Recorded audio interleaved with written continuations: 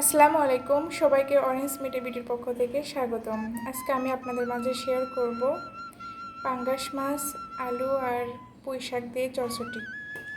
এখানে আমি পাঙ্গাস মাছের পিসগুলো ভালোভাবে লবণ আর লেবু দিয়ে ধুয়ে পরিষ্কার করে নিয়েছি। দিয়ে দিচ্ছি অল্প পরিমাণ আদা রসুন বাটা,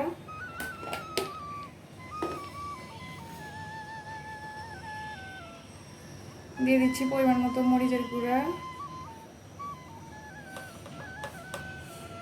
হলুদের গুঁড়া আর পরিমাণ মতো লবণ।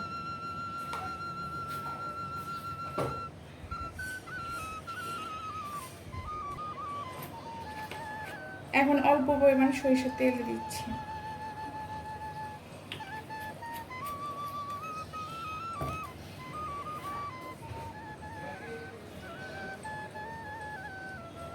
এখন আমি হাতে মাখিয়ে নেব।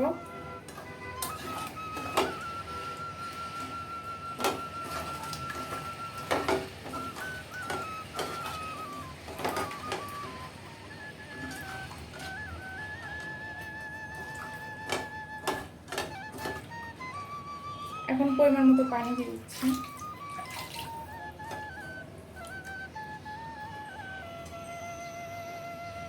এখন মাছগুলো আমি জাল করে নেব। এই তো মাছ রান্না করে নিয়েছি। এখানে আমি পুঁই শাক আর আলু ভালোভাবে কেটে ধুয়ে পরিষ্কার করে নিয়েছি। দিয়ে দিচ্ছি পেঁয়াজ কুচি আর কাঁচামরিচ কুচি।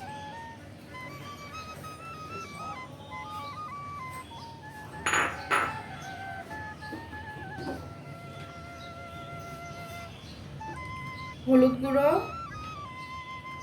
পরিমাণ মতো, লবণ পরিমাণ মতো।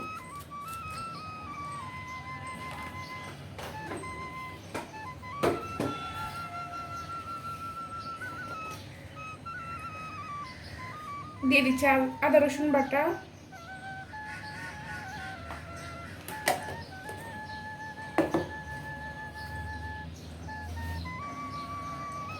পরিমাণ মতো সরিষার তেল।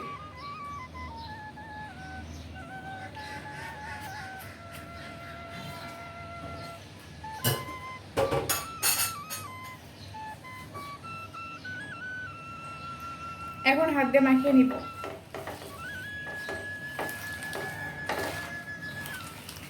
চটচটি হাতে মাখিয়ে রান্না করলে বেশি ভালো লাগে, এই জন্য আমি হাতে মাখিয়ে রান্না করি।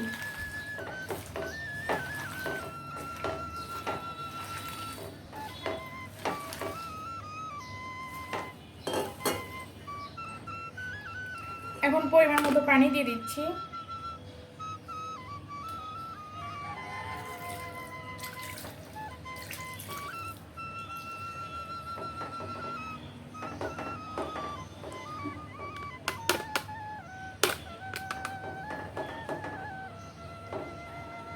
এখন ঢাকনা দিয়ে ঢেকে দিয়ে মিডিয়াম তাপে রান্না করে নেব। তরকারিতে বলক চলে আসছে। এখন আমি আগে থেকে রান্না করে রাখা মাছগুলো দিয়ে দিব।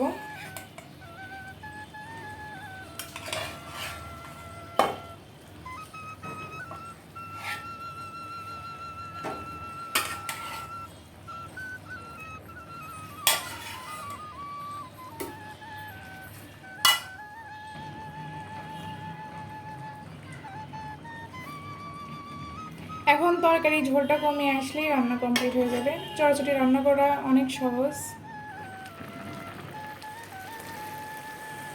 এই তো পুঁই শাক দিয়ে পাঙ্গাস মাছের চটচটি রান্না করা কমপ্লিট। আমার ভিডিওটি আপনাদের কাছে কেমন লাগলো অবশ্যই কমেন্ট করে জানাবেন। ভালো লাগলে প্লিজ চ্যানেলটা সাবস্ক্রাইব করবেন, পাশে থাকা ছোট্ট বেল আইকনটি ক্লিক করবেন, লাইক কমেন্ট শেয়ার করবেন। আল্লাহ হাফেজ।